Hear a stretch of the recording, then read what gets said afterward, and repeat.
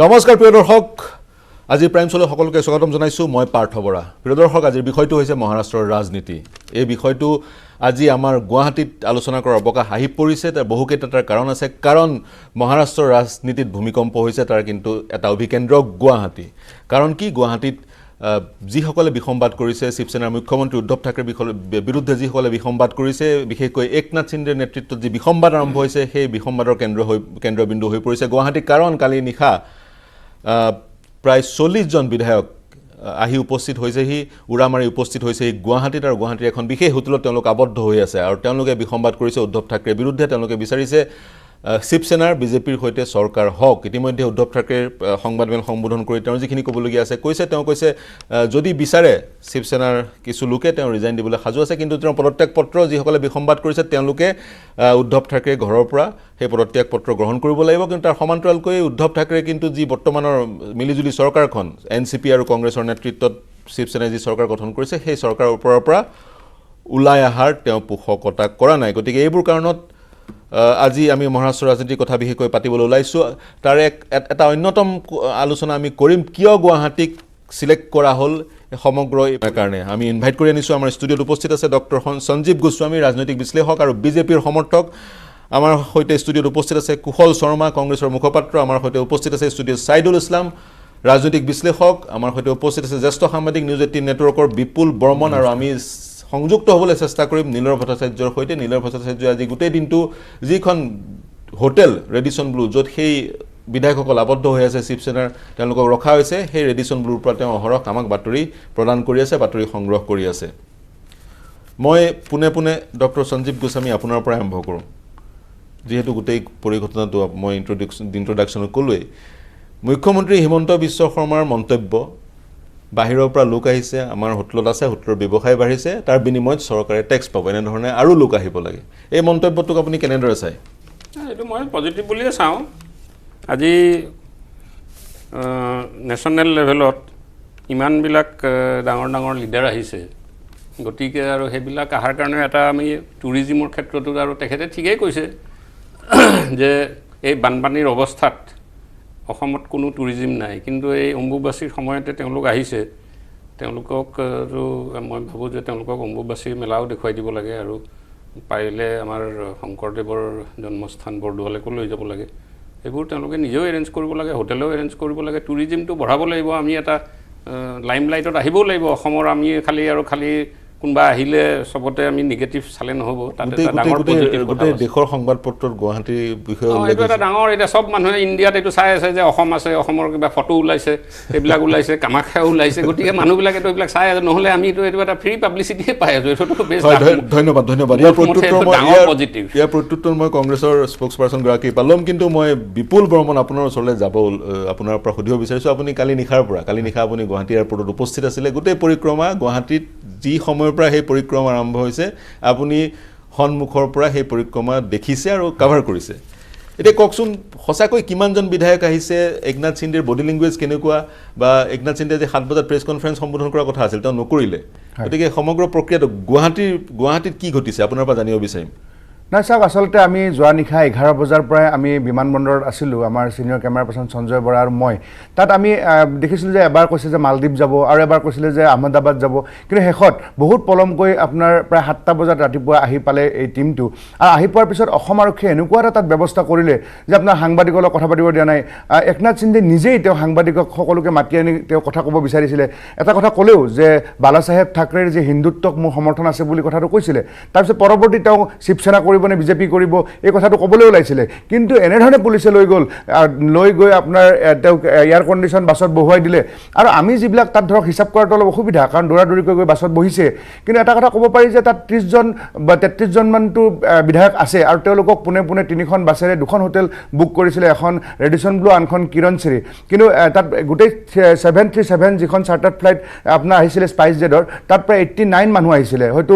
তেওঁলোকৰ সমৰ্থকো কিছুমান আহিছিলে তেওঁলোকক কিৰণশ্ৰী ৰাখিছে আৰু বিধায়কসকলক ৰেডিসন বোৰ্ড ৰাখিছে আৰু 89 মানুহ তেওঁলোকৰ দলৰো শিৱসেনাৰ দলৰো কোনবা আহিছে আপোনাৰ বিজেপিৰো মানুহ আহিছে এনে ধৰণে আহিছে আৰু বহু মানুহ আহিছে হয়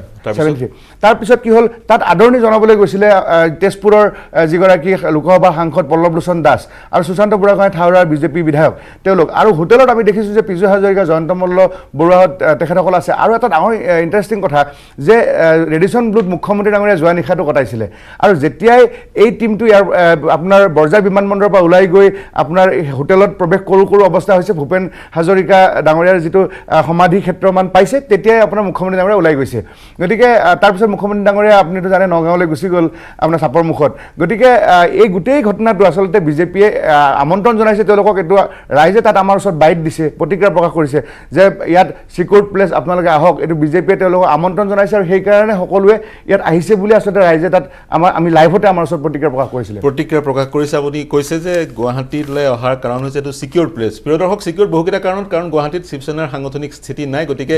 যিসকল উদ্ধৱ ঠাকৰে সমৰ্থক সেই সমৰ্থকসকলৰ তেওঁলোক ৰোষত নপৰিব প্ৰথম কথা আৰু দ্বিতীয় কথা যদিও কোনোবাই প্ৰভাৱিত কৰিব বিচাৰিব পাৰে উদ্ধৱ ঠাকৰে সমৰ্থকে প্ৰভাৱিত কৰিব নোৱাৰিব কাৰণ বহু দূৰলৈ আহিব লাগিব প্ৰভাৱিত কৰিবলৈ গতিকে তেনেধৰণৰ ৩-৪টা কাৰণ আছে আৰু এটা অন্যতম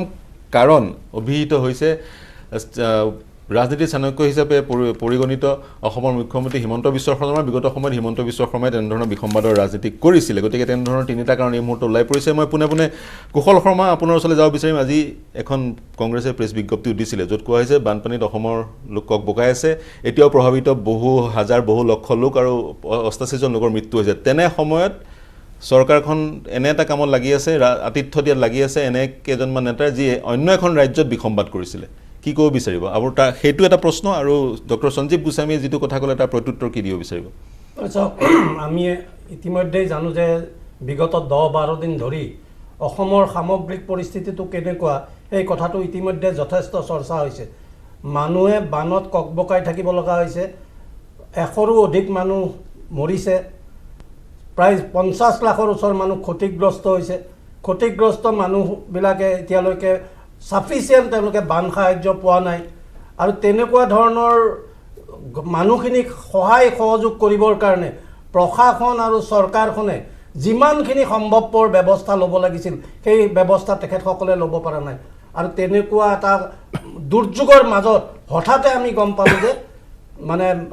মহাৰাষ্ট্ৰৰ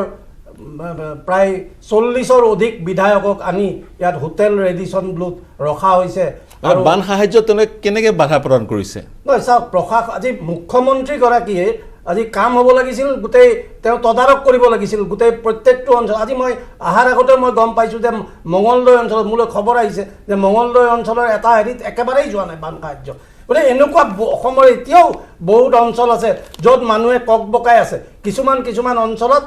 মানুহে অলপ পোৱা আৰম্ভ হৈছে কিন্তু এতিয়াও ভাৰতীয় জনতা পাৰ্টিৰ চৰকাৰখনে বা কেন্দ্ৰ চৰকাৰ আৰু এটা ডাঙৰ কথা কেন্দ্ৰ চৰকাৰৰ এগৰাকী মন্ত্ৰীও যিসকল মন্ত্ৰীয়ে নিৰ্বাচনৰ সময়ত প্ৰধানমন্ত্ৰীৰ পৰা আৰম্ভ কৰি মন্ত্ৰীসকলে শৰ্মা ডাঙৰীয়া হয় কেন্দ্ৰীয় চৰকাৰৰ কোনো মন্ত্ৰী এতিয়ালৈকে বান তদাৰক কৰা নাই সেইটো এটা প্ৰথম কথা দ্বিতীয় কথা বানত ককবকাই আছিল লোকসকলে সাহায্য যি ধৰণে পাব লাগিছিল পোৱা নাই কিন্তু দুইটাৰ কোৰিলেশ্যন ক'ত চাওক এতিয়া ইয়াত এটা হিমন্ত বিশ্ব শৰ্মা ডাঙৰীয়া হয়তো ভাবিছে যে এই গোটেই ঘটনাটোৰ আলম লৈ মই নিজৰ ৰাজনৈতিক ক্ষেত্ৰখনত মোৰ প্ৰভাৱটো বঢ়াওঁ তেওঁ তেনেকুৱা ধৰণৰ এটা তেওঁ নিজৰ মনত আশা সদায় ৰাখে অসমত যেনেকৈ মুখ্যমন্ত্ৰী হোৱাৰ আশা পুহি ৰাখিছে তাৰপিছতেই তেওঁ অমিত শ্বাহ ডাঙৰীয়াক কৈ দিলে যে প্ৰধানমন্ত্ৰী হ'ব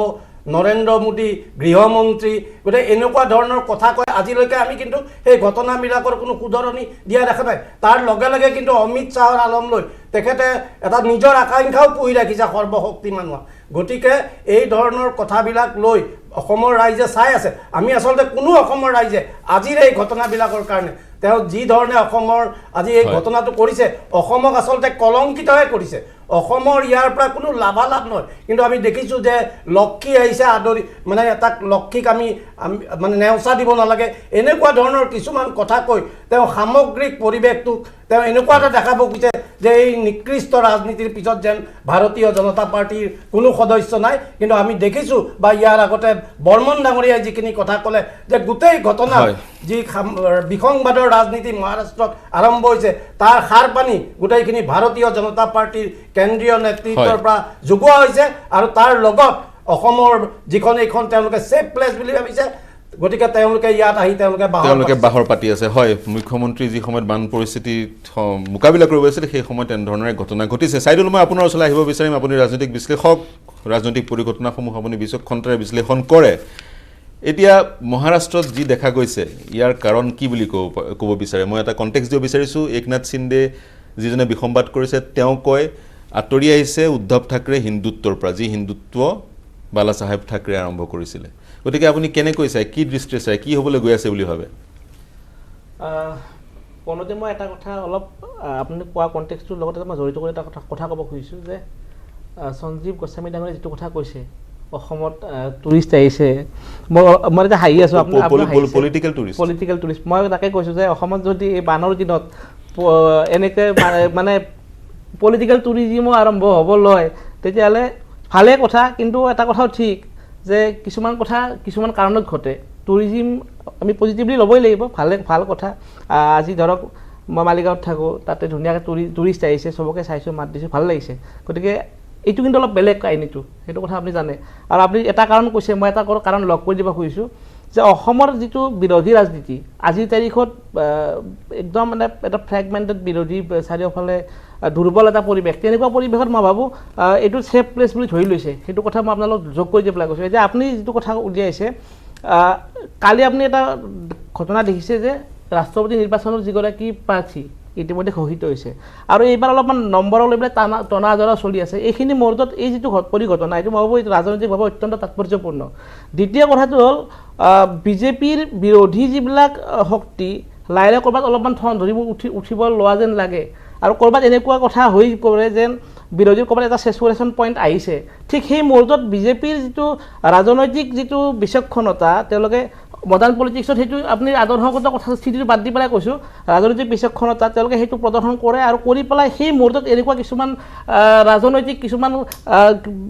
কথা আগবঢ়াই দিয়ে ৰাইজৰ মাজত বিজেপি আকৌ পুনৰ নিজৰ শক্তি বা সামৰ্থ্যটো তেওঁলোকে ৰাইজৰ মাজত দেখুৱাই পেলাই যিটো বিৰোধীৰ কনফিডেঞ্চ সেইটো ব্ৰেক কৰি দিয়ে আৰু এইখিনি মুহূৰ্তত ৰাষ্ট্ৰপতি নিৰ্বাচনটোৰ ক্ষেত্ৰত মই ভাবোঁ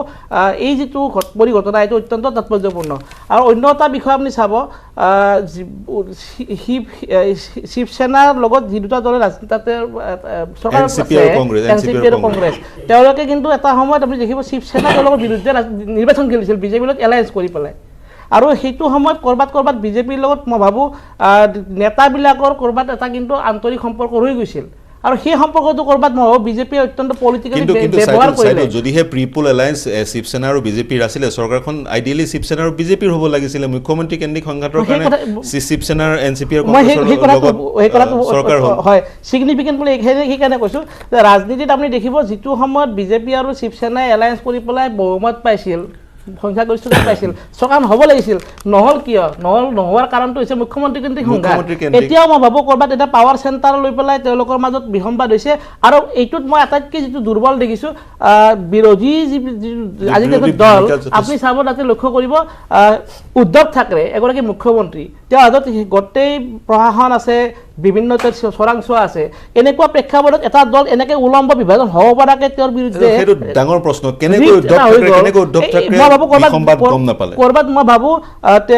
উদ্ধৱ ঠাকৰে এইটো বহুত ডাঙৰ ক'ৰবাত মিষ্টেক কৰিছে ৰাজনৈতিকভাৱে কৰিছে আৰু লগত তেওঁৰ সহযোগী যি দুটা দল আছিল সেই দুটা দলে মই ভাবোঁ উদ্ধৱ ঠাকৰেৰ গোটেই বিষয়টো ক'ৰবাত এটা পৰ্যায়লৈকে নি পেলাই গোটেই পৰিৱেশটো তেওঁলোকে নিয়ন্ত্ৰণ কৰাত ব্যৰ্থ হৈছে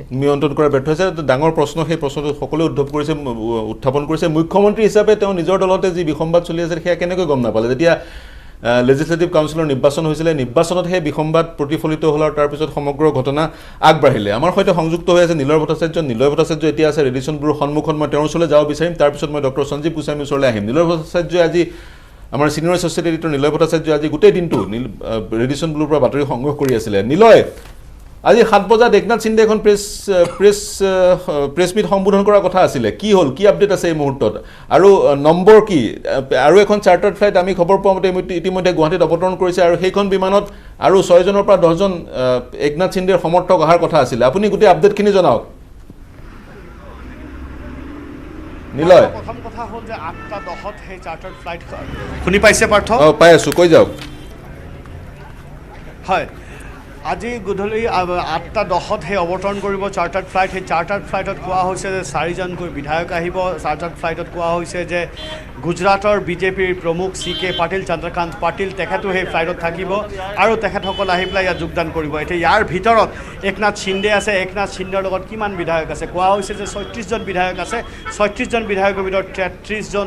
হ'ল শিৱসেনাৰ আৰু 3জন নিৰ্দলীয় বিধায়ক আছে। কিন্তু একচুৱেল নম্বৰ কিমান, আচল নম্বৰ কিমান আছে সেয়া এতিয়াও ক'বলৈ অলপ একেবাৰে সঠিককৈ ক'বলৈ টান, যিহেতু আজি যি এখন ৰেজলিউশ্যন দিছিলে বা যি এখন লিষ্ট দিছিলে, সেই লিষ্টত একনাথ শিন্দে কৈছিলে যে তেখেতৰ সমৰ্থনত 46জন বিধায়ক আছে। 46জন বিধায়ক তেখেতৰ লগত আছে, কিন্তু সেই 46জন বিধায়ক ইয়াৰ ভিতৰত আছে কি নাই সেইটোৰ কিন্তু এতিয়াও একেবাৰে সঠিক খবৰ আমাৰ হাতত নাই। কিন্তু যি হওক নহওক, আজি গধূলি 7টা বজাত এখন প্ৰেছ কনফাৰেঞ্চ ইয়াত দিয়াৰ কথা আছিলে একনাথ শিন্দে। সেই প্ৰেছ কনফাৰেঞ্চখন এতিয়াও দিয়া হোৱা নাই। সেই প্ৰেছ কনফাৰেঞ্চখন নিদিয়াৰ বহু কাৰণ থাকিব পাৰে। প্ৰথম কাৰণ হ'ব পাৰে আজি যি উদ্ধৱ ঠাকৰেৰ ভাবুক যি ফেচবুক লাইভ তেখেতে কৰিছিলে, প্ৰতিজন মাৰাঠী মানুহৰ অন্তৰ চুব তেখেতে চেষ্টা কৰিছিলে। তেখেতে কৈছিলে যে আজি যিহেতু শিৱসেনা, যিহেতু NCP আৰু কংগ্ৰেছ একত্ৰিত হৈ আছে, কিন্তু শিৱসেনাৰ মাজত বিভাজন হৈছে। শিৱসেনাত এতিয়া দুটা গোট হৈছে। শিৱসেনাত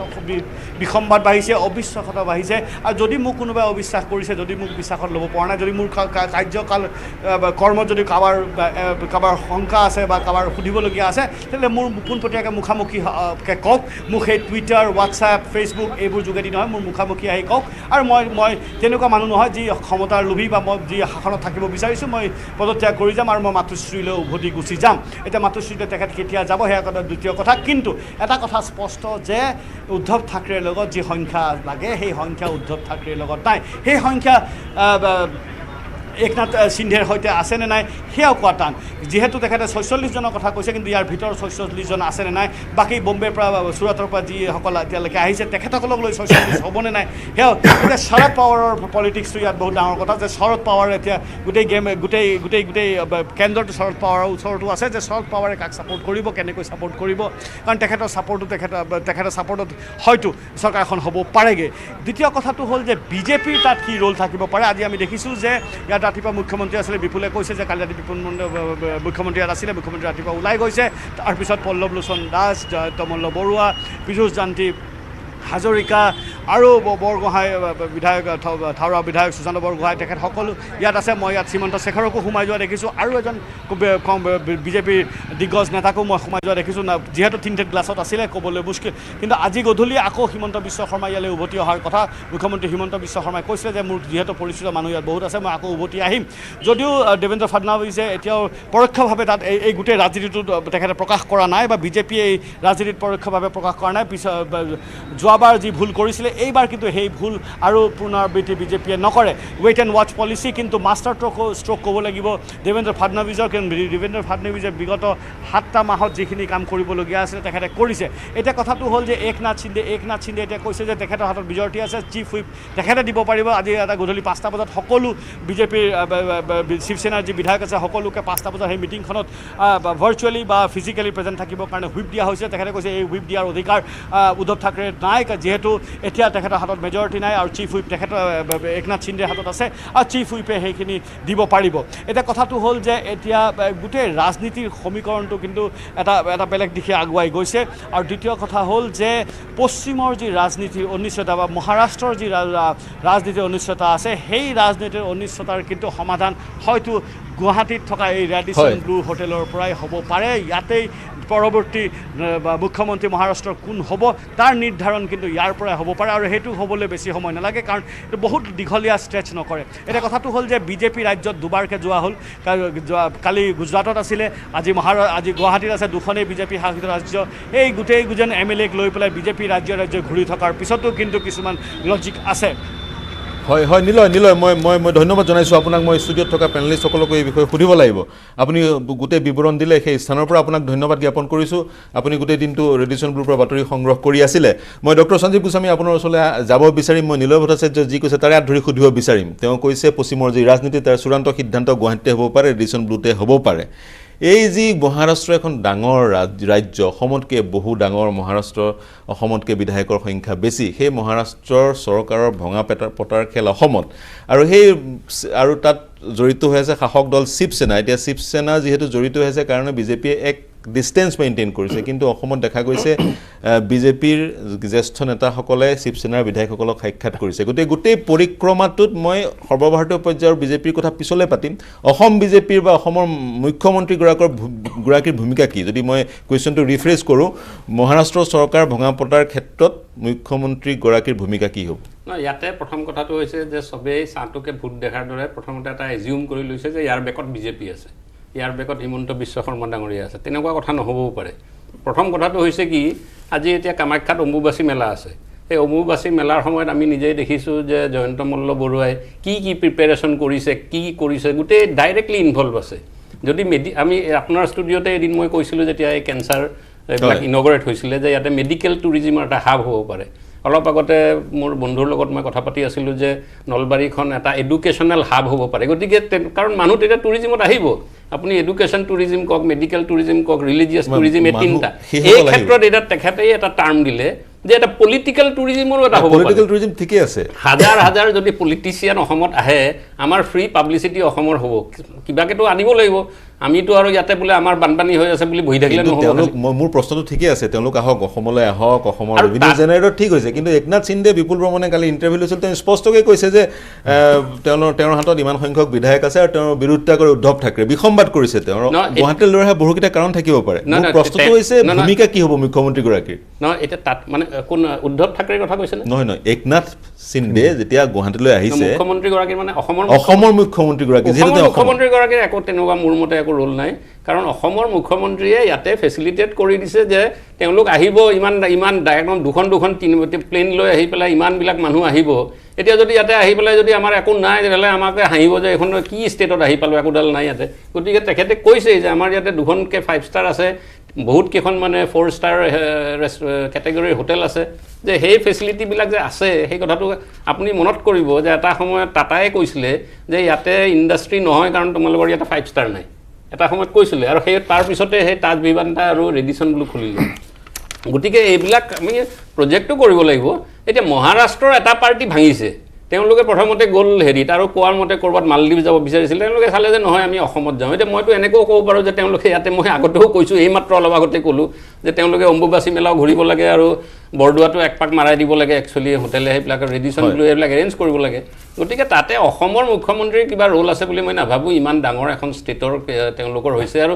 উদ্ধৱ ঠাকৰেৰ এগেইনষ্টত গৈছে বুলিও মই একজেক্টলি নকওঁ তেওঁলোকৰ হৈছে কি তেওঁলোকে বালা চাহেব আৰু হিন্দুত্ব পলিটিক্স এটা কৰিছে গতিকে সেই হিন্দুত্ব আৰু বালা চাহেব পলিটিক্স যে কৰিছে সেইটো বাই ডিফল্ট এণ্টি উদ্ধৱ হৈ গৈছে কিন্তু এতিয়া উদ্ধৱেও যদি কয় যে তোমালোকৰ লগত ময়ো আছোঁ হ'ব পাৰে কালি এতিয়া কোনে জানে কি হয় ৰাজনীতিত তেওঁলোকে কালি কৈ দিব পাৰে যে নহয় আমি এইটো বাদ দিলোঁ তুমি ঠিকে কৈছা মোৰ অৰিজিনেল তেওঁ যদি কয় যে নহয় মোৰ অৰিজিনেল ডিমাণ্ড আছিলে আৰু যিকোনো হ'ব পাৰে মই এটা কওঁ যে মোৰ অৰিজিনেল ডিমাণ্ড আছিলে যে মই 2.5 বছৰ চিফ মিনিষ্টাৰ হ'ব লাগে মোৰ 2.5 বছৰ হৈ গ'ল গতিকে মই এইটো গ্ৰুপ বাদ দিলোঁ এতিয়া মই এইটো গ্ৰুপত আহোঁ এইটো হ'ব পাৰে যিকোনো হ'ব পাৰে ৰাজনীতি কিন্তু তথাপি কিছুমান নিয়ম আছে সংবিধানে কিছুমান নিয়ম বান্ধি দিছে কিছুমান আমাৰ আইন আছে বিপুল মই আপোনাৰ পৰা এই আইন এণ্টি ডিফেকশ্যন লখনৰ বিষয়ে জানিব বিচাৰিম এতিয়া এজন পলাই গ'ল মই এইখিনিতে লগাই দিওঁ এজন পলাই গ'ল বুলি কৈছোঁ এজন পলাই গ'ল গতিকে নহয় এতিয়া শব্দটো এনেকুৱা এজন পলাই গ'ল নে তেওঁ উদ্ধৱৰ লগত কথা পাতিব গৈছে বিভিন্ন কথা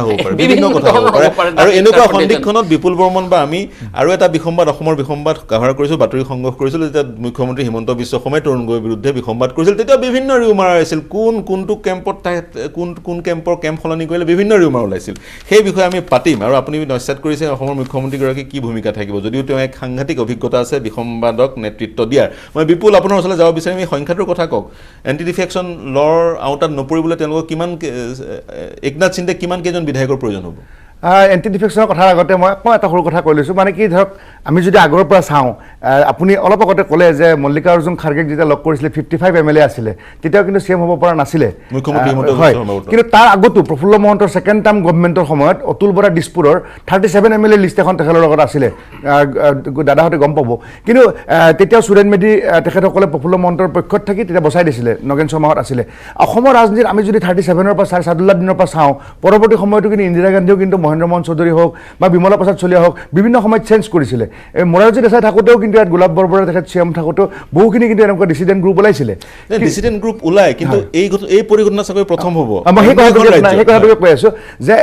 এনেকুৱা হৈছিলে আমাৰ অসমৰে ভিতৰতে ডিচিডেণ্ট গ্ৰুপ ওলাইছিলে মল্লিকাৰ্জুন খাৰ্গেকটো বাহিৰত লগ কৰা নাই ব্ৰহ্মপুত্ৰ হোটেলত লগ কৰিছিলে কিন্তু এইবাৰ প্ৰথমবাৰ যে এখন বেলেগ ৰাজ্যৰ তাকো পশ্চিম অঞ্চলৰ আমাৰ চুবুৰীয়া অৰুণাচলৰ আহিলেও বেলেগ কথা মহাৰাষ্ট্ৰৰ পৰা আহি 40 জন বুলি তেওঁলোকে ডিমাণ্ড কৰিছে ইয়াত আহি কিনে আপোনাৰ বিসম্বাদী শিবিৰ বহিছে চৰকাৰ ভঙা পতাৰ খেল চলিছে ইয়াৰ আগত কিন্তু আমাৰ যদি 37ৰ পৰা আমাৰ হিষ্ট্ৰী চোৱা যায় এতিয়ালৈকে কিন্তু এনেকুৱা হোৱা নাছিলে আৰু আপুনি যদি এণ্টি ডিফেকশ্যনৰ কথাটো কৈছে ইয়াত 55 MLA আছে শিৱসেনাৰ তাত আপুনি 3ৰে ভাগ কৰি দিয়ক 18কে পৰি যায় গতিকে 18 আপুনি যেটো 36 তেওঁলোকৰ 2/3 মেজৰিটি 18ক 2ৰে পূৰণ কৰি দিও হয় 18 2 পূৰণ কৰিলে 36 এটা এজন বিধায়ক বেছি হ'ব লাগিব 37 গতিকে 37 তেওঁলোকে যিকোনো প্ৰকাৰে তেওঁলোকে শ্ব' কৰিব লাগিব যদি 34 কৰে তেতিয়া কিন্তু তেওঁলোকৰ গেম কিন্তু বেকফুটত থাকিব কাৰণ এই 34ৰ ভোটটো বিজেপিৰ লগত তেতিয়া প্লাছ নহ'ব তেওঁলোকৰ MLA পদটো খাৰিজ হৈ যোৱাৰ লগে লগে তেতিয়া 288 যে টোটেল যে আপোনাৰ মহাৰাষ্ট্ৰত যে লেজিসলেটিভ এছেম্বলিত সিট আছে তাৰ পৰা যিমানজন যায় 32 33 যদি যায় সেইখিনি মাইনাছ হৈ যাব মাইনাছ হৈ যায় যদি আমি ধৰি ল'লো যে তেতিয়া মেজিক নাম্বাৰটো 127তে মেজিক নাম্বাৰ টাচ কৰিব পাৰিব গতিকে তেনে ক্ষেত্ৰত কিন্তু এখন মানে খুব ডাঙৰ এটা ৰিস্ক গতিকে একনাথ সিন্ধে আজি প্ৰেছমিটখন কিয় কেনচেল কৰিলে গতিকে তেওঁলোকে সংখ্যা আৰু বঢ়াব পাৰিব নাই 37 লাগিবই কিন্তু নমস্কাৰ প্ৰিয় দৰ্শক বিৰতিৰ পিছত সকলোকে পুনৰ স্বাগতম জনাইছোঁ আমি পাতি আছিলোঁ মহাৰাষ্ট্ৰৰ ৰাজনীতিৰ কথা মহাৰাষ্ট্ৰত কেনেদৰে বিসম্বাদে গা কৰি উঠিছে মই কংগ্ৰেছৰ প্ৰতিনিধি কুশল শৰ্মা আপোনাৰ ওচৰলৈ যাব বিচাৰিম কিছু জটিলতা আছে গোটেই প্ৰক্ৰিয়াটোত কিছু জটিলতা আছে মেজিক নাম্বাৰৰ কথা এণ্টি ডিফেকশ্যনৰ কথা ইতিমধ্যে 37 জন বিধায়ক লাগিব একনাথ সিন্ধেৰ হাতত নহ'লে তেওঁলোকৰ বিধায়ক পদ খাৰিজ হ'ব আৰু এই মুহূৰ্তত একনাথ সিন্ধেৰ হাতত কিমান বিধায়ক আছে তাৰ সঠিক ফিগাৰটো আমাৰ হাতত নাই গতিকে কিছু জটিলতা আছে স্পিকাৰৰ এক ভূমিকা থাকিব গভৰ্ণৰৰ এক ভূমিকা থাকিব আপুনি এটা প্ৰত্যুত্তৰ কিবা এটা প্ৰতিক্ৰিয়া কৰিব বিচাৰিছিলে যদি আজি মানে লোকনাথ সিন্ধেৰ হাতত একনাথ সিন্ধেৰ হাতত যদি আজি সংখ্যাটো থাকিল হয় তেওঁ গুৱাহাটীলৈ নাহিল হয় তেওঁ চিধা ৰাজ্যপালৰ ওচৰলৈ গৈ তেওঁ ক্লেইম কৰিলে হয় যে বিজেপিক লগত লৈ গৈ তেওঁ ক্লেইম কৰিলে হয় আজি তেওঁৰ সেই স্থিতিটো নাই গতিকে তেওঁ আৰু ভাৰতীয় জনতা পাৰ্টীয়ে যিহেতু বেক কৰি আছে তেওঁলোকে এটা ছেফ প্লেছত এওঁলোকক আনিছে আৰু ইতিমধ্যে মহাৰাষ্ট্ৰৰ যিগৰাকী মুখ্যমন্ত্ৰী উদ্ধৱ ঠাকৰে তেখেতে এটা আজি সন্ধিয়া সময়ত 5 বজাত মহাৰাষ্ট্ৰবাসীক সম্বোধন কৰিছে আৰু সম্বোধনত তেখেতে কৈছে যে মানে তেখেতে এটা এপিল দিছে যে মই মোক যিসকলে আজি গুৱাহাটীত আছে বা যিসকলে মোক এৰিছে বা চৰকাৰখন সলনি হোৱাটো বিচাৰিছে তেওঁলোকে যদি মোক আহি কয় যে মই মুখ্যমন্ত্ৰী হ'ব নালাগে মই মুখ্যমন্ত্ৰী আসন এৰি দিম মই যদি শিৱসেনাৰ মুৰব্বী থাকিব নালাগে মই সেই গাদী এৰি দিম এনেকুৱা ধৰণৰ এপিল এটা দিয়াৰ পিছত আমি ভাবোঁ যে সমগ্ৰ মহাৰাষ্ট্ৰবাসীক এই কথাটোৱে প্ৰতিক্ৰিয়া কৰিব আৰু প্ৰতিক্ৰিয়া ইয়াত বহি থকা গুৱাহাটীত বহি থকা মহাৰাষ্ট্ৰৰ যিসকল বিধায়ক সেই বিধায়কৰ মাজতো কিন্তু কিছু সংখ্যকৰ ওপৰত প্ৰতিক্ৰিয়া কৰিব আৰু ইতিমধ্যে আমি যিখিনি আলাপ আলোচনা দেখিছোঁ ইয়াত 33 জন আছে 33 জনেৰে কোনো পৰ্যায়ে তেওঁলোকে চৰকাৰ ক্লেইম কৰিব পৰা অৱস্থাত অহা নাই আৰু উদ্ধৱ ঠাকৰেও সেই কথাটো জানে সেইকাৰণে তেখেতে গৈ পদত্যাগ পত্ৰখন দিয়া নাই পদত্যাগ পত্ৰ এতিয়ালৈ দিয়া নাই আৰু এটা কথা মই কওঁ যে যিগৰাকী স্পিকাৰ এই স্পিকাৰগৰাকী হৈছে NCPৰ কাৰণ গোটেই সিদ্ধান্তটো চৰকাৰ ভাঙা পাতা সদনত যেতিয়া ফ্ল'ৰ টেষ্ট হ'ব গোটেই সিদ্ধান্তটো যিগৰাকী স্পিকাৰ তেওঁৰ হাতত থাকিব তাৰ পিছত যদি স্পিকাৰৰ সিদ্ধান্তত যদি কোনোবা অসন্তুষ্ট হয় তেতিয়া গভৰ্ণৰৰ কথালৈ আহিব গতিকে চিটুৱেশ্যনটো কোনো পক্ষ এটাৰ হাতত নাই বিশেষকৈ বিসংবাদীসকলৰ পক্ষত আছে বুলি আমি আজি তাৰিখত ক'ব এতিয়া এই পৰ্যন্ত আমি নাভাবোঁ গোটেই কথাখিনি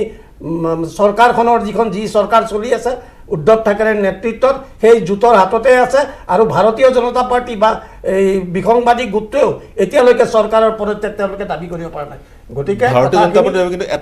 কিন্তু এটা কথা আপোনাৰ পৰা জানিব বিচাৰিম বা আপোনাক সুধিব বিচাৰিম আপোনাৰ প্ৰতিক্ৰিয়া ল'ব বিচাৰিম বিজেপিয়ে কিন্তু কংগ্ৰেছক টাৰ্গেট কৰা নাই কংগ্ৰেছৰ গোটেইকেইজন 44 জন বিধায়ক একত্ৰিত হৈ আছে মহাৰাষ্ট্ৰত কিন্তু বিজেপিৰ সংঘাতটো শিৱসেনাৰ সৈতে হৈছে গতিকে কংগ্ৰেছৰ লগত যিহেতু হোৱা নাই কংগ্ৰেছে এটা ডিষ্টেঞ্চ মেইনটেইন কৰিছে গতিকে কংগ্ৰেছ এই গোটেই প্ৰক্ৰিয়াটোৰ বাতৰি থাকিব লাগে নাই কংগ্ৰেছ আৰু NCPৰ জোটটো ইনটেক্ট আছে হয় সেইটোৱে মই এই গ্ৰুপটোক লৰচৰ কৰিব পৰা নাই আৰু বিজেপি টাৰ্গেটো কৰা নাই মহাৰাষ্ট্ৰৰ যিগৰাকী আটাইতকৈ প্ৰবীণ ৰাজনীতিবিদ সকলো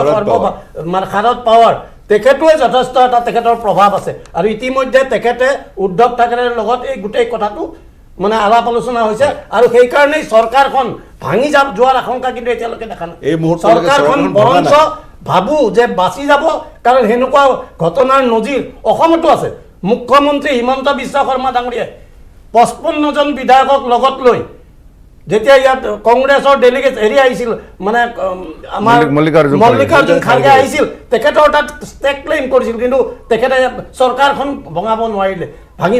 মানে তেওঁ মুখ্যমন্ত্ৰী হোৱাৰ তেওঁ সপোন থাকি গ'ল। গতিকে আমি ভাবোঁ যে এতিয়াও চৰকাৰখন বচাব পৰা সক্ষমতাটো চৰকাৰখনৰ হাতত আছে, যি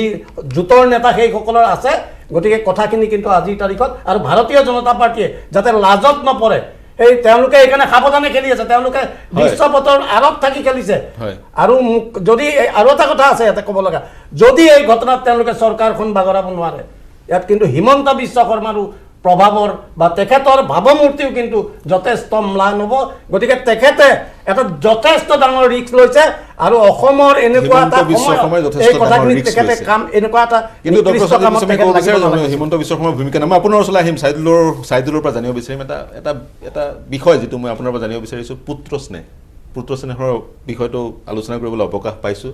আমাৰ অসমতো পুত্ৰ স্নেহৰ কাৰণেই বিসম্বাদ আৰম্ভ হৈছিল বুলি বহুতে ক'ব খোজে। মই অসমৰ প্ৰসংগটো এতিয়া আলোচনা নকৰোঁ, আলোচনা কৰাৰ কোনো অৰ্থ নাই। কিন্তু উদ্ধৱ ঠাকৰেৰ ক্ষেত্ৰতো সেই পুত্ৰ স্নেহ, তেওঁ অট'ক্ৰেটিক হৈ পৰিছিল, তেওঁ পুত্ৰ আদিত্য ঠাকৰেক মন্ত্ৰিত্ব দিছিলে, আৰু যাৰ ফলস্বৰূপে একনাথ সিন্দেৰ নিচিনা এক জ্যেষ্ঠ নেতাক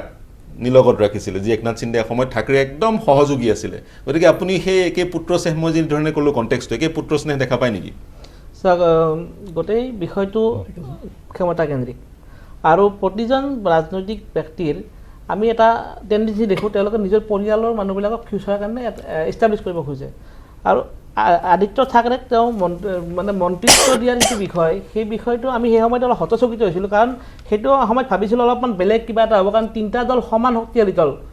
তিনিটা ষ্টেক হোল্ডাৰ, তিনিওটা সমান শক্তিশালী। গতিকে তেনেকুৱা প্ৰেক্ষাপটত আমি সেই বস্তুটো বিচৰা নাছিলোঁ। আৰু আপুনি লক্ষ্য কৰিব যিটো টুইটাৰ, আদিত্য ঠাকৰেৰ যিটো টুইটাৰ হেণ্ডেল, তেওঁ মন্ত্ৰী শব্দটো ইতিমধ্যে তেওঁ আঁতৰাই দিছে।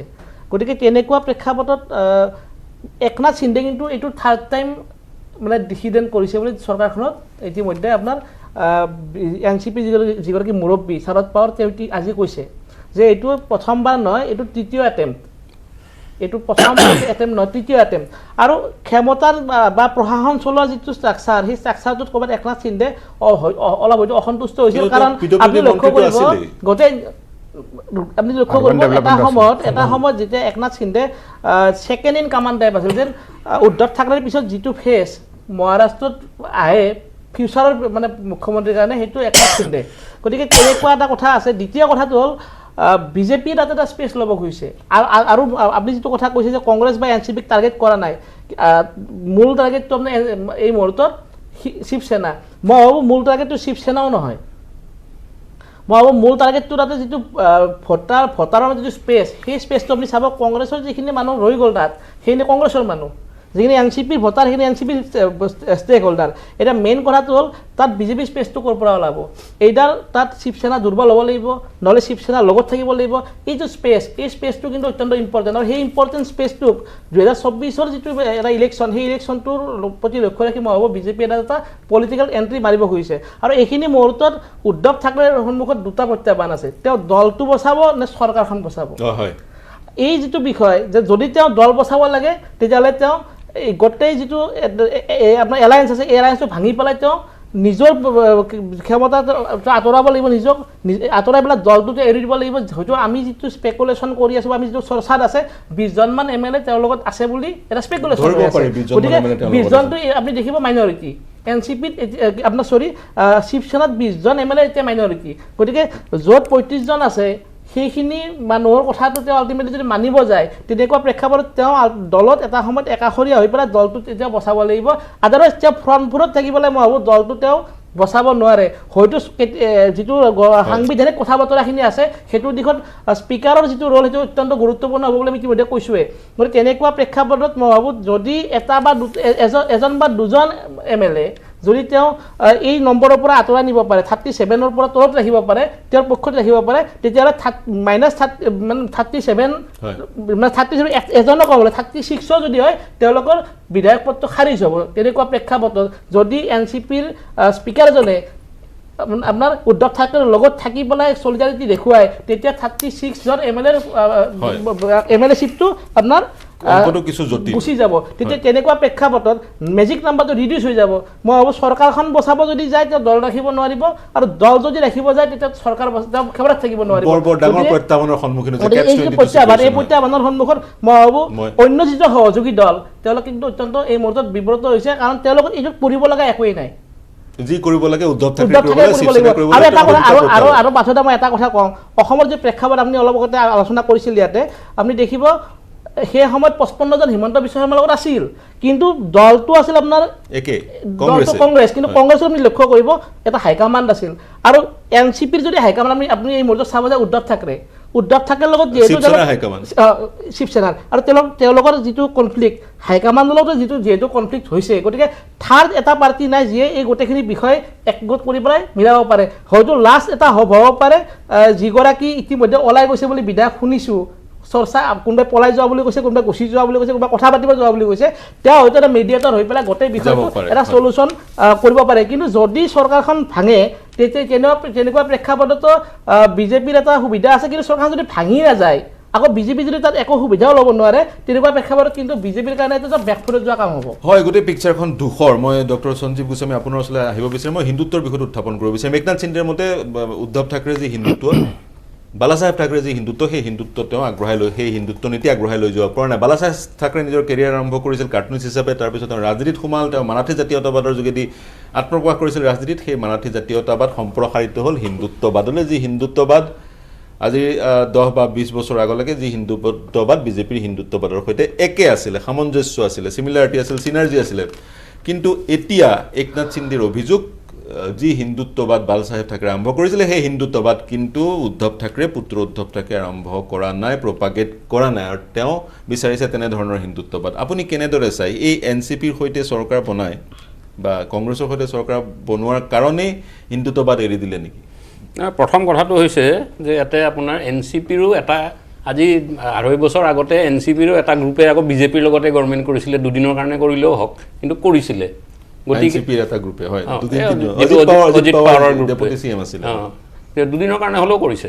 গতিকে এনচিপিৰ লগত এতিয়া কোনো কথা নাই কথাটো হৈছে কি যে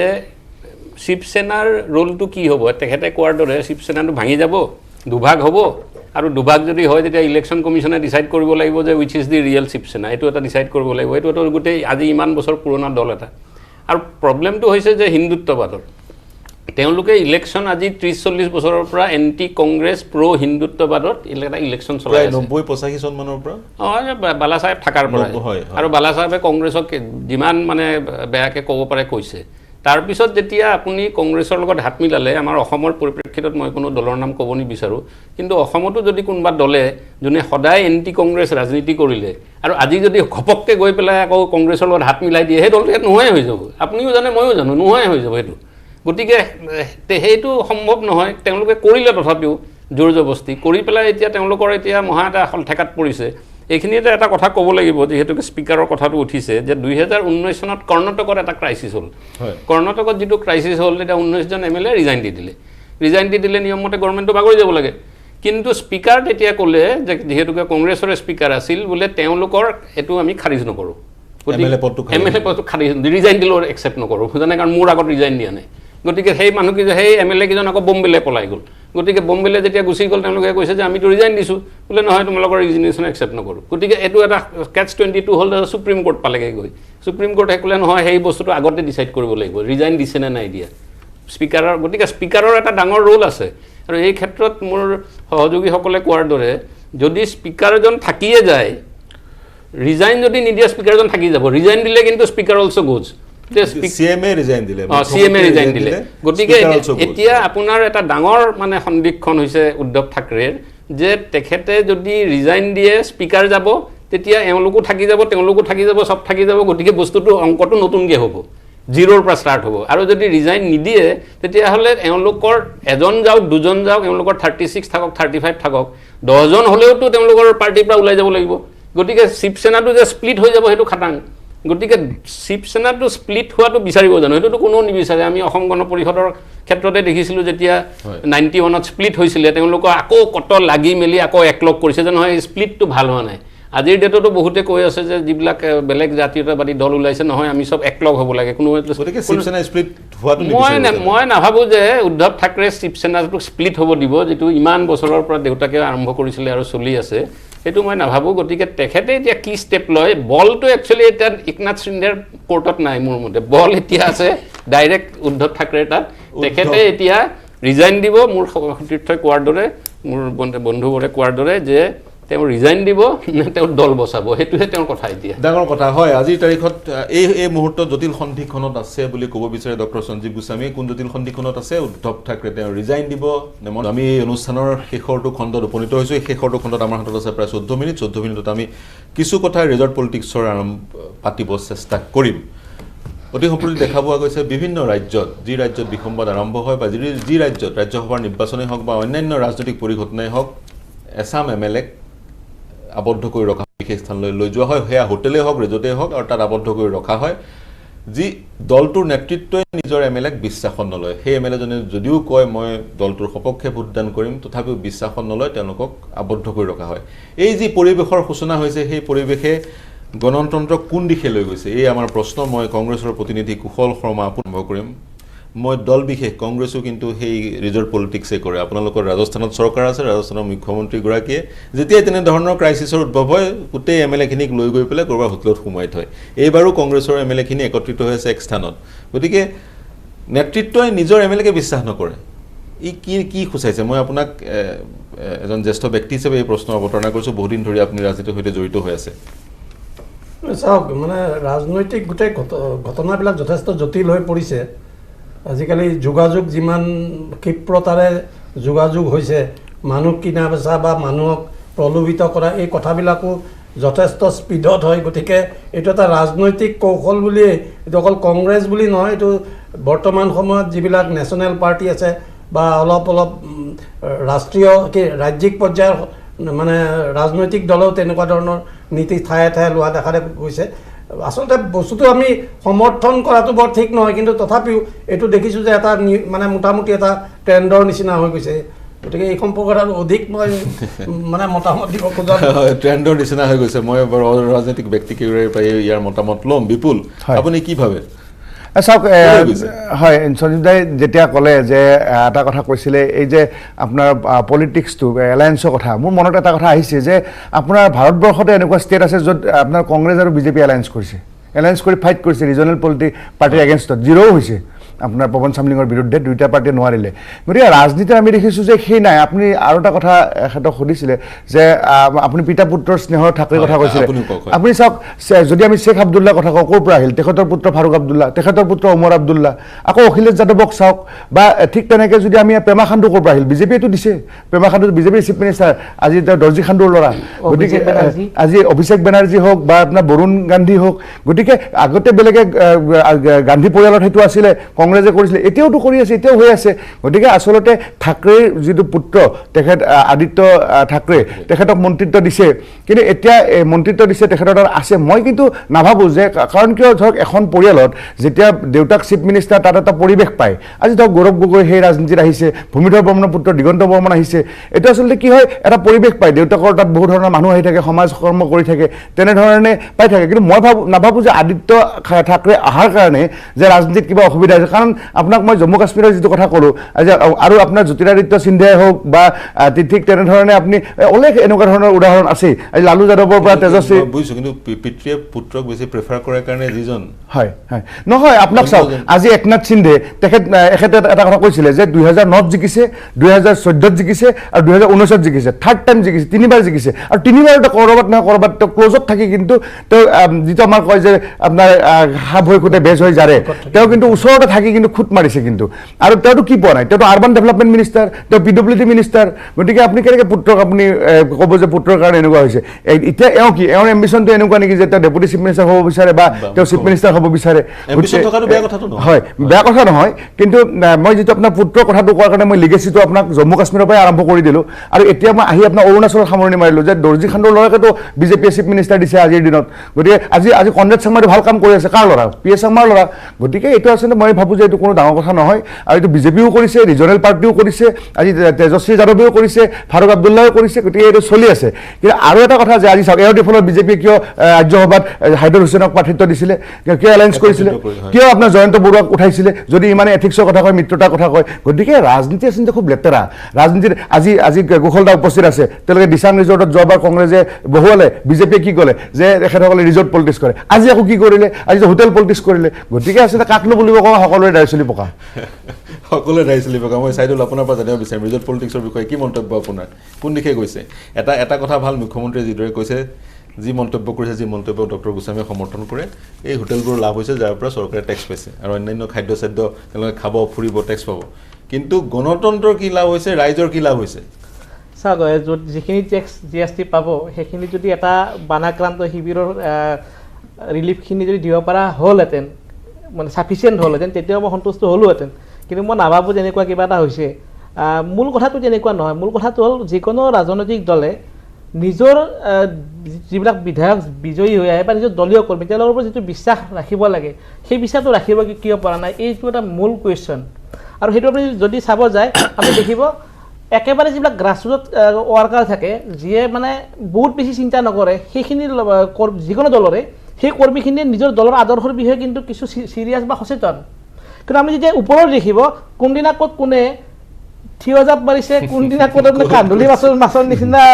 পাক দি পেলাই দল সলাইছে সেইটো আপুনি ক'ব নোৱাৰে আৰু ভাৰতৰ ৰাজনীতিত এনেকুৱা কিছুমান কথাও আছে একজন মানুহে দিনটোত 4-5টা দল সলোৱা ৰেকৰ্ডো আছে গতিকে দেখিব এতিয়া অলপতে আমাৰ ছাত্ৰ সন্থা কৰিছিল শংকৰ দাহঁতে এসপ্তাহতে দল বদলাই দিছে গতিকে আদৰ্শৰ যিটো বন্ধন সেই বন্ধনটো ক'ৰবাত শ্লোগান ধৰ্মী হোৱাৰ কাৰণে এই বিষয়টোত সেই পৰ্যায়লৈকে গুচি গৈছে এতিয়া আপুনি যদি দেখিব মই একদম ভাল পাওঁ বেয়া পাওঁ বেলেগ কথা আপুনি দুটা পইণ্টত চাব পাৰে আপুনি RSSৰ যিবিলাক একদম একনিষ্ঠ সেৱক আছে তেওঁলোকে বৰ বেছি এইবিলাক কথাত লাগি নাথাকে তেওঁলোকে নিজৰ আদৰ্শৰ প্ৰচাৰত লাগে ঠিক আপুনি ভাল পাওক বেয়া পাওক বামপন্থী যিবিলাক ৱাৰ্কাৰ আছে তেওঁলোকক আপুনি এজন থাকিব পাৰে সেইজনে 100জনে হেৰি ধৰি লওক তেওঁ কিন্তু নিজৰ আদৰ্শটো বা তৎক্ষণাত বিচলিত হৈ নাহে এই যিটো আদৰ্শৰ বন্ধন এইটো কিন্তু দলবিলাকৰ কেৱল নাই কাৰণে নিজৰ এই বিষয়বিলাকৰ পৰা তেওঁলোকে আঁতৰি আহে এতিয়া আপুনি চাব যদি আদৰ্শৰ কিবা এটা থাকিলেহেঁতেন শিৱসেনাই যি দলৰ বিৰুদ্ধে ৰাজনীতি কৰি পেলাই বিজেপিৰ লগত এক হৈ পেলাই দল ইলেকশ্যন খেলিলে সেই দলৰ লগত কেৱল মুখ্যমন্ত্ৰী কেন্দ্ৰিক সংঘাতৰ কাৰণে আকৌ এলায়েন্স কৰি চৰকাৰ কৰিছে এই বিষয়বিলাক আপুনি দেখিব এতিয়া আজিৰ বিষয়টোত মই অপ্ৰাসংগিক লাগিলেও এটা কথা মনত পৰিছে যেতিয়া জয়ন্ত বৰুৱা আৰু হাইদৰ হুছেইন তেওঁলোকে যেতিয়া নিৰ্বাচন খেলিছিল ৰাজ্যসভাত হিমন্ত বিশ্ব শৰ্মাই গাড়ীখন চলাই আহিছিল আৰু কাষত ৰকিবুল হুছেইন বহি আছে সেইটো দুইজনৰ সময়ত নহয় সেইটো সঞ্জয় সিঙৰ সময়ত সৰি সেই দৃশ্যটো আপোনাৰ মনত আছে তেতিয়া দুয়োগৰাকী যিখিনি কাম কৰিছিল তেতিয়া সেই সময়ত কংগ্ৰেছে সেইখিনি ছাপোৰ্ট কৰিছিল আকৌ বিজেপি সেইখিনি সমালোচনা কৰিছিল তাৰ পিছৰ পৰ্যায়ত এইবাৰ যিটো ৰাজ্যসভাৰ প্ৰেক্ষাপট আপুনি দেখিলে সেইখিনি সময়ত কংগ্ৰেছে সেই বিষয়টো গৰিহণা দিছে আকৌ বিজেপিয়ে সেইখিনি কথাত আকৌ ছাপোৰ্ট কৰিছিল এইবিলাক বিষয় তেওঁলোকে নিজৰ যিটো ৰাজনৈতিক সংস্কৃতি বুলি ক'ব নাপায় সেই যিটো কৃষ্টি সেই কৃষ্টিৰ লগত তেওঁলোকে একাকাৰ কৰি লৈছে আৰু দলবিলাকৰ মই ভাবোঁ আদৰ্শগত যিবিলাক কথা অৱস্থান তেওঁলোকৰ আদৰ্শগত অৱস্থানটো কেৱল শ্লোগান ধৰ্মী হৈ গৈছে সেই বিষয়টোৰ কাৰণে এই একনাথ সিন্দেৰ ক্ষেত্ৰত তেওঁ যদিহে বালাচাহেব থাকৰে হিন্দুত্বত বিশ্বাস কৰিছিল আৰু যদি উদ্ধৱ থাকৰে সেই বালাচাহেব থাকৰে হিন্দুত্ব ফ'ল' কৰা নাছিলে তেওঁ 2.5 বছৰৰ মন্ত্ৰী কিয় হৈ থাকিল মন্ত্ৰীত্ব তেওঁ কিয় হৈ থাকিল আৰম্ভণিত তেওঁ তেওঁৰ উচ্চাকাংক্ষা জাগিছে যাৰ কাৰণে সেইখিনি হৈছে আৰু এটা কথা আপুনি খুব পাৰ্টিনেণ্ট কুৱেশ্যন উঠাইছিল অলপ আগতে মই যিটো কথা ডক্টৰ গোস্বামী ওচৰলৈ আহিব লাগিব বিপুল দাই কথা কৈছে মই ভাবোঁ যিসকল মুখ্যমন্ত্ৰী বা ৰাজনীতিকৰ পুত্ৰৰ বা সন্তানৰ ক্ৰেডিবিলিটি আছে আৰু কোৱালিটি আছে তেওঁলোকে কিন্তু পলিটিক্সত ৰাইজো কৰিছে আৰু তেওঁলোকৰ ক্ষেত্ৰত এই কুৱেশ্যনবিলাক অহা নাই যিবিলাকৰ একেবাৰে কোৱালিটি নাই বা তেওঁলোকৰ সেই দক্ষতাখিনি নাই তেওঁলোকক লৈ পেলাই সকলোৱে সেই কুৱেশ্যনখিনি তুলিছে আৰু সেইকাৰণে মই ভাবোঁ ক'ৰবাত দক্ষতা আৰু এই যিটো তেওঁলোকৰ পুত্ৰ প্ৰেম বা সন্তানৰ প্ৰতি প্ৰেম বা ইষ্টাব্লিছ কৰি দিয়া যিটো ঠাণ্ডা সেই ঠাণ্ডাটোৰ কাৰণে ক'ৰবাত মই ভাবোঁ আদিত্য থাকৰেক মন্ত্ৰিত্ব দিয়াটো তেওঁলোকৰ এটা ব্লাডাৰ মিষ্টেক আছিল ডক্টৰ গোস্বামী ৰিজৰ্ট পলিটিক্সৰ এই কথাই কওঁ যে ৰিজৰ্ট পলিটিক্সটো বুজিব লাগিলে আমি পলিটিক্সটো বুজিব লাগিব এতিয়া পলিটিক্সটো হৈছে কি যে পলিটিক্সটো যেতিয়া পাৱাৰ পলিটিক্সত যায় সেইটো এটা one part of the story যে পাৱাৰ পলিটিক্স কেনেকৈ যেতিয়া আহমেদ পাটেলে গুজৰাটত ইলেকশ্যন খেলিছে ৰাজ্যসভাৰ কাৰণে তেওঁ ৰাজ্যসভাটো হাৰিব বুলি পেলাই তেওঁ MLA বিলাক নি পেলাই কৰ্ণাটকত থৈছিলে তেতিয়া আপোনালোকৰ মনত থাকিব গোটেই কৰ্ণাটকত তেতিয়া কংগ্ৰেছ গভৰ্ণমেণ্ট আছিলে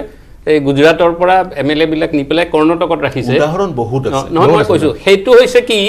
এটা পোষ্টৰ কাৰণে ৰাজ্যসভা ইলেকশ্যন সেইটো পাৱাৰ পলিটিক্স এইটো ক্ষেত্ৰত অসমত যিটো এতিয়া হৈ আছে বা একনাথ সিন্দে যিটো কথা কৈ আছে তেওঁ কিন্তু এবাৰো উদ্ধৱ ঠাকৰেৰ কথা কোৱা নাই এবাৰো পুতেকৰ কথা কোৱা নাই এবাৰো কোৱা নাই যে এইটোৰ কাৰণে মোৰ মানে হেৰি আপত্তি হিন্দুত্ব মই তাকে কৈ আছোঁ তেওঁ এবাৰো কোৱা নাই যে মোৰ এইটো মিনিষ্ট্ৰী মই পোৱা নাই মোৰ কথা নুশুনা হৈছে এইবিলাক কথা তেওঁ কোৱা নাই তেওঁ কৈছে যে মই আইডিঅ'লজি আৰু মোৰ বন্ধুৱে কৈছে বন্ধুবোৰে যে আইডিঅ'লজিত যদি নাথাকে তেতিয়াহ'লে আপোনাৰ এনেও ভাঙিব গতিকে তেওঁ কৈছে যে তেওঁ এতিয়া প্ৰথমতে 2.5 বছৰ আছিলে প্ৰথমতে এতিয়া তেওঁলোকে এটা এলায়েন্স কৰিলে ভাবিলে যে আমি আইডিঅ'লজিটো চলাব পাৰিম পাৰা নাই এতিয়া ফেডাপ হৈ গৈছে যেতিয়া আইডিঅ'লজিটো এতিয়া মানুহবিলাকে আইডিঅ'লজিত নচলিলে মানুহ এনেও ফেডাপ হয় গতিকে সেই হিচাপে তেওঁ হয়তো ফেডাপ হৈছে গতিকে আহিছে তেওঁ এবাৰো তেওঁ বালা চাহেব আৰু হিন্দুত্বৰ কথাহে কৈ আছে গতিকে তেওঁ পাৰ্চনেল কথা একো কোৱা নাই গতিকে মই ভাবোঁ যে তেওঁ এইটো এটা আইডিঅ'লজিকেল ষ্টেণ্ডে লৈছে আৰু সেই আইডিঅ'লজিকেল ষ্টেণ্ডত এতিয়া উদ্ধৱ ঠাকৰে থাকিব নে নাথাকে সেইটো মই আগতেই কৈছোঁ বলটো এতিয়া তেখেতৰ কোৰ্টত যে আপুনি এতিয়া আইডিঅ'লজিকেল ষ্টেণ্ডত থাকি শিৱসেনা বচাব নে আপুনি পাৱাৰ পলিটিক্সত থাকি চিফ মিনিষ্টাৰ বচাব এইটো এতিয়া উদ্ধৱ ঠাকৰে একনাথ সিন্দে ইয়াতে আৰামত বহি পেলাই শিৱসেনা থাকিব নে নাই ডাঙৰ কথা নহয় সেইটোৰ লগত আকৌ ডাঙৰ কথাটো হৈছে মাৰাঠী যিটো জাতীয়তাবাদ সেই জাতীয়তাবাদৰ এই অৱস্থানটো কি হ'ব এই গোটেই বিষয়টো মাৰাঠী জাতীয়তাবাদটো স্প্ৰেড আউট এইটো আৰু অসমীয়া জাতীয়তাবাদ যে অকল অসমীয়া জাতীয়তাবাদ চাগে কিছু পৃথক হ'ব মাৰাঠী জাতীয়তাবাদত সেই ধৰ্মটো ক'ৰবাত নহয় ক'ৰবাত সংলগ্ন হৈ আছে য'ত অসমীয়া জাতীয়তাবাদত সম্পূৰ্ণৰূপে ভাষিক জাতীয়তাবাদ কিন্তু এটা প্ৰশ্ন মই সকলোকে সুধিব বিচাৰিম এই এনে প্ৰেক্ষাপটত আমাক এখন শক্তিশালী বিপুল আপোনাৰ পৰা আৰম্ভ কৰোঁ শক্তিশালী এণ্টি ডিফেকশ্যন লোৱাৰ প্ৰয়োজন হৈছে বা এনে এখন আইনৰ প্ৰয়োজন হৈছে য'ত বিধায়কসকল এটলিষ্ট তেওঁলোক অনুশাসনৰ মাজত থাকিব তেওঁলোকে যেতিয়াই যেনেকৈ পাৰে ওলাই অহা বা এণ্টি ডিফেকশ্যন লয় এইবোৰ বন্ধ কৰিব পৰা নাই নাই এইটোতো আছে ষ্ট্ৰংলি আজি আৰু হে ষ্ট্ৰং কৰিছে আগতে 1/3 আছিলে 2/3 কৰি দিলে আজি ফণীধৰ তালুকদাৰ তেওঁ আজি ভৱানীপুৰৰ পৰা AUDFৰ MLA তেওঁকতো বিজেপিয়ে ল'বই নালাগিছিলে ঠিক আছে লৈছে তো তেওঁলোকৰ যিহেতু এটা বিপৰীত মেৰুৰ দল লৈছে লৈ তেওঁতো অকলে গ'লেতো তেওঁ এণ্টি ডিফেকশ্যনটো যদি নাহিলেহেঁতেন তেতিয়াতো MLA পদটো খাৰিজ হৈ গ'লহেঁতেন গতিকে তেওঁ সেইকাৰণে বাই ইলেকশ্যন খেলিলে গতিকে আছে ষ্ট্ৰংলি আছে আজি সেই উপায়টো আছে আপুনি এণ্টি ডিফেকশ্যন ল'ৰ আউটালে নাহিবৰ কাৰণে আপুনি পদত্যাগ কৰে অন্য দললৈ যায় অন্য দলৰ পৰা নিৰ্বাচন খেলি ঘূৰি আহে গতিকে সেই সময়ৰ ভিতৰত সেইটো বন্ধ কৰা এটা মানে লাগে আচলতে মানে বিধায়ক ডেমক্ৰেচিত এইটো লাগিব নিজে বিধায়ক হ'ল 2 মাহৰ ভিতৰতে তেওঁ ৰিজাইন দি দিলে আপোনালোক চবতকৈ এনেকুৱা ধৰণৰ আমাৰ কংগ্ৰেছৰ ক্ষতিগ্ৰস্ত চবতকৈ বেছি কংগ্ৰেছ গতিকে এনেকুৱা ধৰণৰ আইনৰ মই ভাবোঁ যে মানে প্ৰয়োজনীয়তা আছে আৰু এই কথাবিলাক পাৰ্লিয়ামেণ্টত আচলতে আলোচনা হ'ব লাগে আৰু শাসক দলেই তাত নেতৃত্ব মই এইখিনি জাষ্ট 30 ছেকেণ্ডত মই কমপ্লিট কৰি এনেধৰণে যদি আহে এতিয়া মই এটা উদাহৰণ দিছোঁ ডাক্তৰ মানসিং ৰংপি বৈঠালাংচুত ক'ত জিকিলে জানে হাতৰ চিনত জিকিলে 2016ত তেতিয়া লগে লগে তেওঁ কি কৰিলে বিজেপিৰ টিকটটো ল'লে 1 মাহৰ পিছত লৈ এবাৰ বিজেপিৰ পৰা জিকিলে তেওঁ কি হ'ল এতিয়া খেতি কৰি আছে টিকটে কাটি দিলে তেওঁৰ আজি ইমানুৱেল মুছাহাৰী BPFৰ পৰা জিকিছিলে নাঙলৰ চিনত আহিলে বিজেপিত টিকটে নিদিলে তামোলপুৰত খেতি কৰি আছে গতিকে এই ধৰণৰ ৰাজনীতি বেছিদিন টিকিব নোৱাৰে আজি ৰাজদীপ গলাক চাওক আপুনি লক্ষীপুৰ সমষ্টিত কংগ্ৰেছত জিকিছিল বিজেপিলৈ গুচি গ'ল টিকট নিদিলে এতিয়া বস্তিত বহি আছে লক্ষীপুৰত হয় মই সেইটোৱে মই কংগ্ৰেছৰ কুশল শৰ্মা আপোনাৰ পৰা জানিব বিচাৰিম এনেদৰে দল সলোৱা মানুহক দলে কেনেকৈ গ্ৰহণ কৰে উদাহৰণ দিলে মই মানে দল সলোৱা মানুহক দল গ্ৰহণ কৰে আচলতে মোৰ প্ৰশ্নটো মই ৰিফ্ৰেছ কৰি দিওঁ বিজেপিৰ পৰা কোনোবা কংগ্ৰেছলৈ আহিছে উদাহৰণে দিছোঁ দেই কংগ্ৰেছলৈ আহিছে অনাৰ কাৰণটো তেওঁৰ কম্পিটেঞ্চি তেওঁক নিউট্ৰেলাইজ কৰা কি ধৰণে নীতিবোৰ কৰে কাৰোবাক আনিছে চাওক এইটো এইখিনি সময়ত যোন নেতৃত্বত থাকিব দলৰ বা যিজন আহিব এই কম্পিটেঞ্চি বা লাভালাভ এইবিলাকেই গোটেই কথাটো আচলতে থাকে আৰু হিমন্ত বিশ্ব শৰ্মা যেতিয়া গ'ল সেইটো ভাৰতীয় জনতা পাৰ্টীয়ে হয়তো ভাবিলে যে এওঁক আনিলে আমাৰ লাভ আছে গতিকে এই এনেকুৱা এই গোটেই কথাবিলাক সময়ে সময়ে নেতৃত্বই আচলতে সিদ্ধান্তবিলাক লৈ থাকে আৰু তাৰ ওপৰত যথেষ্ট বিতৰ্ক হয় পক্ষটো থাকে বা তাৰ এগেইনষ্টেও ভিউ থাকে গতিকে এনেকৈ ৰাজনীতি চলি আছে কিন্তু ৰাজনীতিটো সুস্থ হ'লে মানুহে ভাল পায় মোৰ চাগে মই অনুষ্ঠান মই আপোনালোক দুগৰাকী ওচৰলৈ আহিব বিচাৰিছিলোঁ মই অনুষ্ঠান সমাপ্ত কৰিব লাগিব যদি কুইকলি কিবা ক'বলগীয়া মই আছে জাষ্ট এটা কথা খালি কওঁ যে এণ্টি ডিফেকশ্যন লটো চেঞ্জ হ'ব লাগে আপুনি ঠিকেই কৈছে কিন্তু আপুনি কমপ্লিটলি বন্ধ কৰি দিব নোৱাৰে কাৰণ ডেমক্ৰেচিত আপুনি মানুহক ফ্ৰীডম এটা দিবই লাগিব নাম্বাৰ ওৱান কিন্তু স্পীকাৰৰ ৰোলটো এণ্টি ডিফেকশ্যন লত আকৌ স্পীকাৰৰ ৰোলটো খুব স্পেচিফিক নাই সেইটো ক্লিয়াৰ হ'ব লাগে আমি মানুহবিলাক খুব আৱেগিক মানুহ আৰু আমাৰ মোৰ কথাটো মই ক'ব খুজিছোঁ যে আমাৰ সংবিধানে মানুহৰ বিবেকক প্ৰাধান্য দিছে আৰু সেই বিবেকে যেতিয়া ক'ৰবাত